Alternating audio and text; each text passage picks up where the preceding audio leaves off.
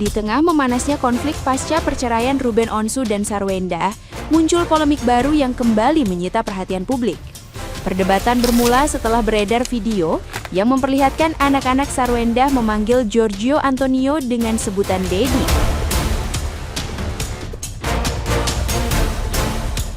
Momen tersebut langsung memicu berbagai reaksi karena dinilai menyangkut posisi Ruben sebagai ayah kandung yang masih hadir dalam kehidupan anak-anaknya.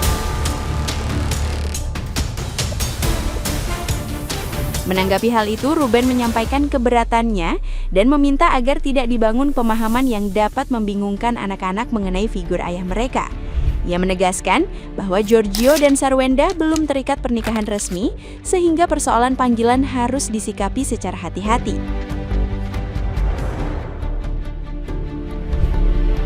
Ruben juga menekankan dirinya tetap akan menjadi ayah kandung dan siap membantu menjelaskan berbagai hal kepada anak-anak jika memang diperlukan nantinya.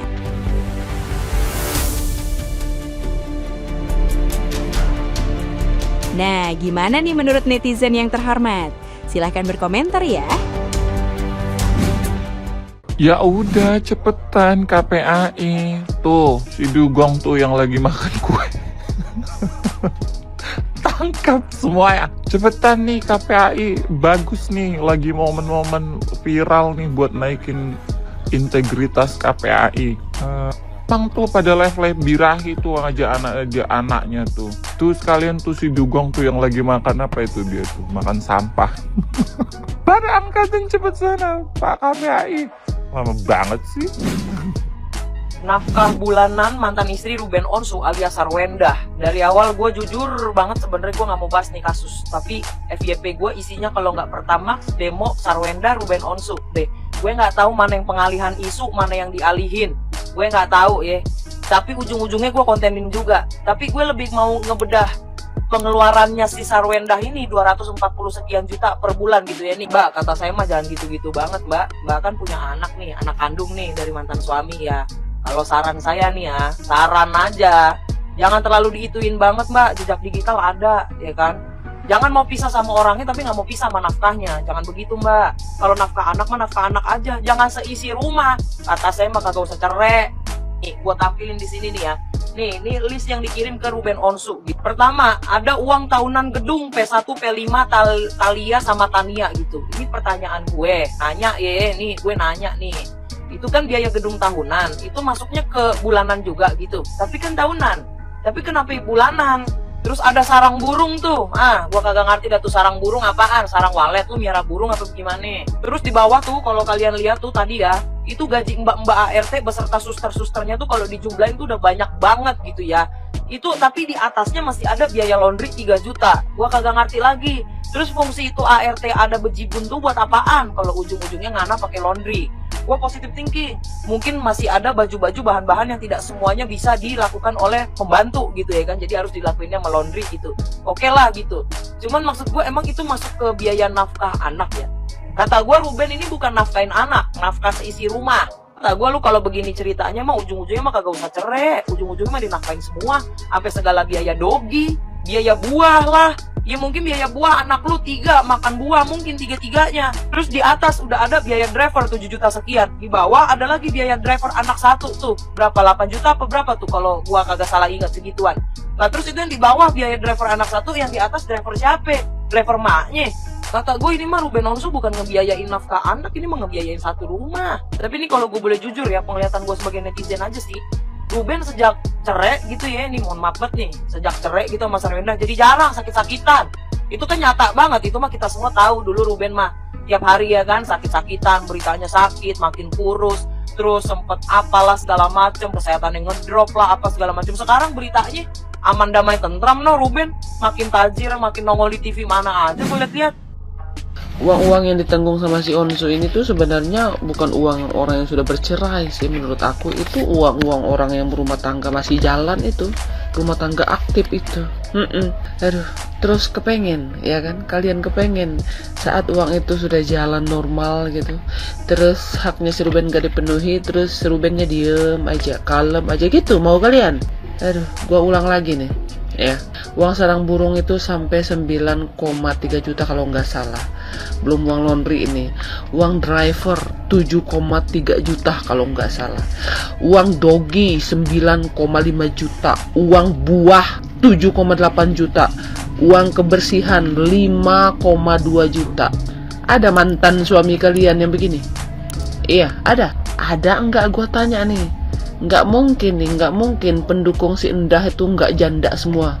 Atau nggak ada yang janda. Atau pendukungnya mereka tuh 80% yang janda. Ada. Uang-uang yang di luar nalar ini ditanggung sama mantan suami kalian. Sementara kalian tuh romantisan sama orang. Iya. Terus buah-buah yang ditanggung sama si Ruben itu, apa mungkin mereka nggak makan? Hah? Apa mungkin uang-uang buah yang ditanggung itu nggak makan sama si itu? Iya, masuk akal nggak? Apakah mungkin anak itu makan buah sampai 7,9 juta itu? Terus kalian pengen si Ruben kalem gitu? Kan nggak masuk akal ini permintaan kalian nih. Hah? Aduh, wajar Ruben Onsu teriak, wajar. Gua suruh lagi no teriak no pakai ini. Kalau suaranya nggak nyampe ya, gua suruh nih pakai toa masjid nih. Ya, nggak usah ya. Jadi nggak usah ngomong terlalu banyak, nggak usah sindir sana sini. Terus nggak usah bilang cong lah, anjing lah, nggak usah. Dari cong anjing itu kamu tuh dapat mengeruk atau dapat istilahnya ya memeras lah itu. Karena itu tuh bukan sewajarnya uang-uang orang sudah bercerai. Berita perceraian Ruben Onsu sama Sarwenda wira-wiri aja di berat. Perceraian mereka meninggalkan polemik serta konflik yang berkepanjangan loh ya. Ketegangan semakin memuncak saat Sarwenda menyinggung soal nafkah 200 jetong per bulan. Ketegangan memuncak saat Sarwenda mengaku dirinya nggak butuh itu uang 200 jetong cong. Parah banget sih ini, menurut aku parah banget. Kondisi ini kontras banget dengan keadaan ibu-ibu ya yang dijandakan sama suaminya atau yang menjandakan diri tanpa nafkah. Itu banyak banget sayang. Sampai mereka itu bikin VT yang ya intinya itu, aduh Sarwendong, kamu tuh nggak tahu berterima kasih banget, kamu tuh nggak bersyukur banget. Andai kata nih aku ya dapat nafkah 200 jetong per bulan, aku bakal ini itu. Sekarang ini jadi ibu rumah tangga itu berat banget ya. Dapat nafkah yang cukup aja udah alhamdulillah, apalagi kalau 200 jetong udah deh bersyukurnya, Masya Allah. Dari kisah ini yuk kita belajar, publik itu dibuat geram loh ya saat Sarwenda itu mengungkit masalah tadi itu, uang nafkah 200 juta, dan pengacaranya Sarwenda mengucapkan satu kata atau kalimat mantan ayah. Perlu diingat ya sayang ya, ikatan darah dan tanggung jawab orang tua itu tidak akan pernah kedaluarsa apapun keadaannya. Mau masih jadi suami istri ataupun sudah berpisah, itu melekat terus. Sadar nggak? Di tengah polemik yang terjadi di keluarganya Ruben Onsu sama Sarwenda, itu ada hati anak-anak yang sedang berjuang keras untuk menerima keadaan dari orang tuanya. Semoga kita bisa mengambil hikmahnya ya dari kejadian itu, nggak cuma nonton yang viral aja, cuma diambil hikmahnya.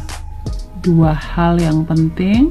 1, sebagai orang tua harus pandai-pandai menjaga komunikasi yang baik. Yang kedua, apapun keadaannya, status orang tua itu tidak akan pernah tergantikan atau berakhir. Sampai di sini aku sadar bahwa kita harus selalu belajar untuk memperbaiki diri. Jadikan kisah orang lain itu sebagai cerminan untuk langkah kita ke depan supaya lebih baik lagi. Kita berhak bahagia.